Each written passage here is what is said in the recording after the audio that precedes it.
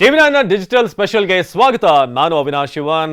ನೆನ್ನೆಯ match thrilling match ಆಗಿತ್ತು. 1:30 ತನಕ ಕಾದಿದ್ದಕ್ಕೂ ಕೂಡ ಬಹಳ ವರ್ತ್ ಆಗಿರುವಂತಹ ಮ್ಯಾಚ್ ಇದು. ಯಾಕಂದ್ರೆ ಭಾರತ ಪಾಕಿಸ್ತಾನ ಮ್ಯಾಚ್ ಅಂದಾಗ ಎಲ್ಲರೂ ಕೂಡ ಒಂದು ಎಕ್ಸೈಟ್ಮೆಂಟ್ ನಲ್ಲಿ ಇರ್ತೀವಿ. ಆದ್ರೆ ನಿನ್ನೆ ಆರಂಭದಲ್ಲೇ ಮಳೆ ಶುರುವಾಯಿತು. ಯಾವಾಗಪ್ಪ ಮ್ಯಾಚ್ ಸ್ಟಾರ್ಟ್ ಆಗುತ್ತೆ ಅನ್ನೋದು, ಒಂದ್ ಕಡೆ ಮೋದಿ ಅವರ ಪ್ರಮಾಣ ವಚನ, ಇನ್ನೊಂದು ಕಡೆ ಭಾರತದ ಮ್ಯಾಚ್ ಆರಂಭ ಆಗ್ತಿಲ್ವಲ್ಲ ಅನ್ನೋದು ಟೆನ್ಷನ್ ಇತ್ತು. ಹಾಗಾಗಿ ಎರಡನ್ನೂ ಕೂಡ ಬ್ಯಾಲೆನ್ಸ್ ಮಾಡಿಕೊಂಡು ನೋಡುವಂಥ ವ್ಯೂವರ್ಸ್ಗೆ ಸ್ವಲ್ಪ ಲೇಟ್ ಆಗಿದ್ದು ಒಳ್ಳೇದಾಯಿತು ಅಂತ ಅನ್ಸುತ್ತೆ. ಯಾಕಂದರೆ ಪ್ರಮಾಣ ವಚನವನ್ನು ನೋಡುವಂಥ ಒಂದು ಅವಕಾಶ ಸಿಕ್ತು. ಇನ್ನು ಮ್ಯಾಚ್ ವಿಚಾರಕ್ಕೆ ವಾಪಸ್ ಬರೋದಾದರೆ, ನೆನ್ನೆಯ ಮ್ಯಾಚ್ ನಸೌ ಗ್ರೌಂಡ್ನಲ್ಲಿ ಏನಾಯಿತು, ಇಲ್ಲಿ ಎಕ್ಸ್ಪೆಕ್ಟೆಡ್ ಒಂದು ಲೋ ಸ್ಕೋರ್ ಮ್ಯಾಚ್ ಆಗುತ್ತೆ ಅನ್ನೋದು ನಿಮಗೆ ಎಲ್ರಿಗೂ ಕೂಡ ಗೊತ್ತಿರುವಂಥ ವಿಚಾರ. ಆದರೆ ಲೋ ಸ್ಕೋರ್ ಅಂದರೆ ಎಷ್ಟು ಟಾರ್ಗೆಟ್, 150, 140, 130 ಅಂತ. ಆದರೆ ಫೈನಲಿ ಭಾರತ ಗಳಿಸಿರುವಂಥದ್ದು 119. ಸೊ ಅಲ್ಲೂ ಕೂಡ ಕ್ವಶನ್ ಮಾರ್ಕ್ ಇತ್ತು. ಈ ಪ್ರೆಡಿಕ್ಷನ್ ಅನ್ನು ನೋಡಿದಾಗಲೂ ಕೂಡ 85% ಪಾಕಿಸ್ತಾನ ಗೆಲ್ಲುತ್ತೆ ಅನ್ನೋದಿತ್ತು. ಹಾಗೆ 15% ಭಾರತಕ್ಕೆ ಚಾನ್ಸ್ ಇದೆ ಅಂತ. ಬಟ್ ಆ 15%ನ 100%ಗೆ ಕನ್ವರ್ಟ್ ಮಾಡಿ ಭಾರತ ಗೆದ್ದಿದೆ. ಹಾಗಾದರೆ ನಿನ್ನೆ ಮ್ಯಾಚ್ನ ಒಂದು ಕ್ವಿಕ್ ರಿವ್ಯೂವನ್ನು ಮಾಡೋದಾದರೆ, ಆರಂಭಿಕವಾಗಿ ನಾವು ಟಾಸ್ ಸೋತು ಬ್ಯಾಟಿಂಗ್ ಇಳಿತೀವಿ. ಎಕ್ಸ್ಪೆಕ್ಟೆಡ್ ಕೊಹ್ಲಿ ಅವರಿಂದ ಒಂದು ದೊಡ್ಡ ಇನ್ನಿಂಗ್ಸ್ ಬರುತ್ತೆ, ಯಾಕಂದರೆ ಪಾಕಿಸ್ತಾನ ಅವರ ಫೇವರೇಟ್ ಎದುರಾಳಿ. ಆದರೆ ನಿನ್ನೆ ಆ ಒಂದು ಇನ್ನಿಂಗ್ಸ್ ಬರಲಿಲ್ಲ. ರೋಹಿತ್ ಶರ್ಮಾ, ವಿರಾಟ್ ಕೊಹ್ಲಿ ಇಬ್ಬರು ಕೂಡ ಬೇಗ ವಿಕೆಟನ್ನು ಕೊಟ್ಟರು. ಆಗ ಒಂದು ಟೆನ್ಷನ್ ಬಿಲ್ಡ್ ಆಗಿತ್ತು, ಏನು ಇಬ್ಬರು ಪ್ರಮುಖವಾದಂಥ ಎಕ್ಸ್ಪೀರಿಯನ್ಸ್ ಬ್ಯಾಟ್ಸ್ಮನ್ಸ್ ಹೋಗಿದಾರಲ್ಲ ಅಂತ. ಆದರೆ ಆ ಒಂದು ಟೆನ್ಷನ್ ಇತ್ತಲ್ಲ, ಅದನ್ನು ಕ್ಲಿಯರ್ ಮಾಡಿದ್ದು ರಿಷಬ್ ಪಂತ್. ಅವರ ಬ್ಯಾಟಿಂಗ್ ಸ್ಟೈಲ್ ಎಲ್ಲವೂ ಕೂಡ ಅನಾರ್ಥೋಡಾಕ್ಸ್ ಆಗಿತ್ತು. ಅವರ ಶಾಟ್ಗಳು ಕರೆಕ್ಟಾಗಿ ಅವರು ಟೈಮ್ ಮಾಡಲಿಲ್ಲ. ಬಟ್ ಇವನ್ ಆ ಒಂದು ಮೊಮೆಂಟಮನ್ನು ಏನು ರಿಷಬ್ ಪಂತ್ ಅಂದರು, ಒಂದು ಸರ್ಪ್ರೈಸ್ ಆದಂಥ ಮೂವನ್ನು ಕೂಡ ಮಾಡಿದರು ರೋಹಿತ್ ಶರ್ಮಾ. ರಿಷಬ್ ಪಂತ್ ಲೆಫ್ಟ್ ಹ್ಯಾಂಡರ್ ಇರುವಂಥ ಸಂದರ್ಭದಲ್ಲೇ ಅಲ್ಲಿ ಅಕ್ಷರ್ ಪಟೇಲ್ ಎಂಟ್ರಿ ಆಗ್ತಾರೆ 4ನೇ ಕ್ರಮಾಂಕದಲ್ಲಿ. ಎಲ್ರಿಗೂ ಕೂಡ ಒಂದು ಅಚ್ಚರಿ, ಯಾಕಂದರೆ ರೈಟ್ ಹ್ಯಾಂಡ್ ಬ್ಯಾಟ್ಸ್ಮನ್ ಬರ್ತಾರೆ, ಸೂರ್ಯಕುಮಾರ್ ಬರ್ಬೋದು ಅನ್ನೋ ನಿರೀಕ್ಷೆ ಇತ್ತು. ಆದರೆ ಅಕ್ಷರ್ ಗಳಿಸಿದಂಥ ಒಂದು 20 ರನ್ ಇದೆಯಲ್ಲ, ನಿಜಕ್ಕೂ ಆ ಒಂದು ಮೊಮೆಂಟಮನ್ನು ಬಿಲ್ಡ್ ಮಾಡ್ತು. ಪಂತ್ ಮತ್ತು ಅಕ್ಷರ್ ಇಬ್ಬರು ಕೂಡ ಆಡಿದಂಥ ರೀತಿ, ಆರಂಭದಲ್ಲೇ 2 ವಿಕೆಟ್ ಹೋದ್ಮೇಲೆ ಅವರು ಅಲ್ಲಿಗೆ ನಿಲ್ಲಿಸಲಿಲ್ಲ. ಅಂದರೆ ಸ್ಲೋ ಆಗಿ ಆಡೋಕೆ ಪ್ರಯತ್ನ ಪಡಲಿಲ್ಲ, ಸ್ಕೋರ್ ಬೋರ್ಡ್ ಟಿಕ್ ಆಗ್ತಾನೆ ಇತ್ತು. ಸೊ ಆ ಕಾರಣಕ್ಕೆ ಆ ಒಂದು ಮೊಮೆಂಟಮ್ 10 ಓವರ್ವರೆಗೂ ಸಾಗಿದ್ದು. ಅದಾದಮೇಲೆ ಅಕ್ಷರ್ ಔಟ್ ಆದರು, ಸೂರ್ಯ ಬಂದರು. ಸೂರ್ಯ ಅವರ ವಿಚಾರವಾಗಿ ನಾವು ಹೇಳೋದಾದರೆ, ಸೂರ್ಯ ಬಿಗ್ ಟೀಮ್ಗಳ ಮೇಲೆ ಆಡಬೇಕು. ಯಾಕಂದರೆ ಜಿಂಬಾಬ್ವೆ ಅಂತ ತಂಡ ಅಥವಾ ಸ್ವಲ್ಪ ಟಾಪಲ್ಲಿ ಇಲ್ಲದೇ ಇರುವಂಥ ತಂಡಗಳ ಮೇಲೆ ಆಡೋದಕ್ಕಿಂತ ಒಂದು ಒಳ್ಳೆ ಟೀಮ್ಗಳ ಮೇಲೆ ಸ್ಕೋರ್ ಬರಬೇಕಾಗಿದೆ.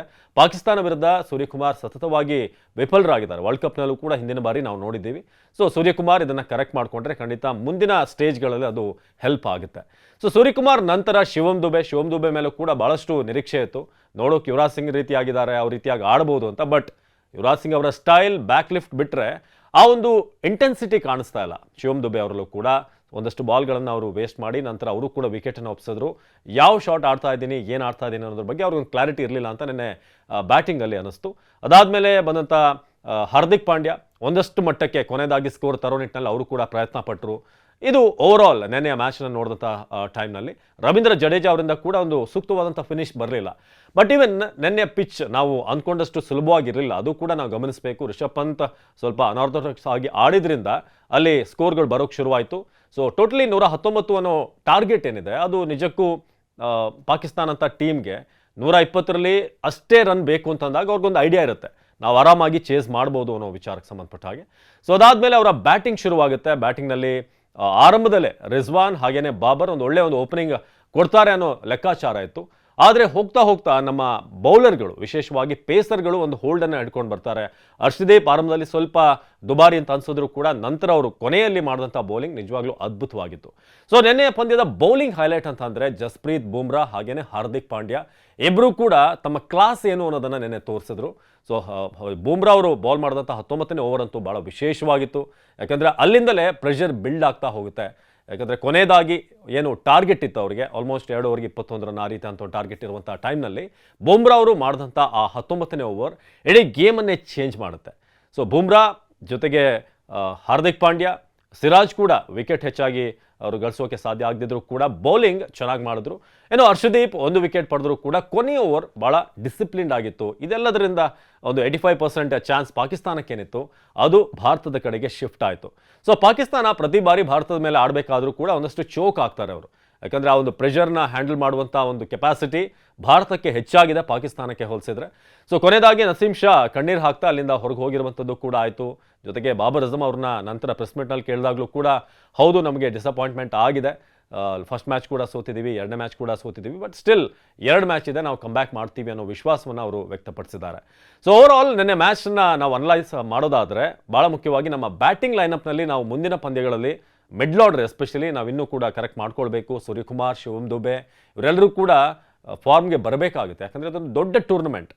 ನಾವು 2011ರಲ್ಲಿ ವರ್ಲ್ಡ್ ಕಪ್ ಗೆದ್ದಾಗಲೂ ಕೂಡ ನಮ್ಮ ಮಿಡ್ಲ್ ಆರ್ಡರ್, ವಿಶೇಷವಾಗಿ ಯುವರಾಜ್ ಸಿಂಗ್ ಆಡಿದಂಥ ರೀತಿ, ಧೋನಿ ಆಡಿದಂಥ ರೀತಿ, ಇವರೆಲ್ಲರೂ ಕೂಡ ಒಗ್ಗಟ್ಟಾಗಿ ಬಂದು ಆ ಒಂದು ಪ್ಲ್ಯಾಟ್ಫಾರ್ಮ್ ಏನು ಓಪನರ್ಸ್ ತರ್ತಾ ಇದ್ರು ಅದನ್ನು ಹಾಗೆ ಕ್ಯಾರಿ ಫಾರ್ವರ್ಡ್ ಮಾಡ್ತಾ ಇದ್ರು.